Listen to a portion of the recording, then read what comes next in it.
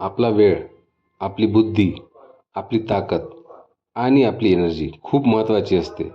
या सगळ्यांच्या भरवशावर आपण चालतो आणि आपले कुटुंब चालते.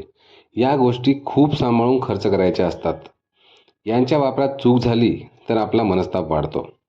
कोणत्या गोष्टींना किती महत्त्व द्यायचे, तसेच कोणत्या लोकांना किती महत्त्व द्यायचे आणि आपल्या अवतीभोवती कुठली लोकं असली पाहिजे हे देखील ठरवणं महत्त्वाचं असतं. तुम्हाला काय बनायचे आहे ते अशा लोकांसोबत संगत करा.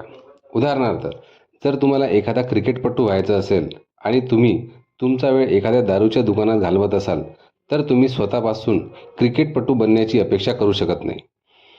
जर तुम्हाला क्रिकेटपटू व्हायचं असेल तर पटांगणावर जाऊन क्रिकेटपटूंसोबत सराव करावा लागेल.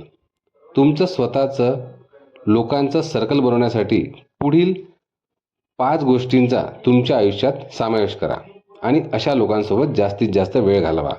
नंबर 1, तुमच्या प्रोफेशनशी जुळणारी प्रगत लोकं. नंबर 2, तुमच्याबद्दल चांगला विचार करणारी आणि न जळणारी लोकं. तिसरं, तुमचं एम किंवा स्वप्न असेल त्या फील्डमधील लोकं. नंबर 4, तुम्ही तुमचं मन हलकं करू शकाल असे मित्र.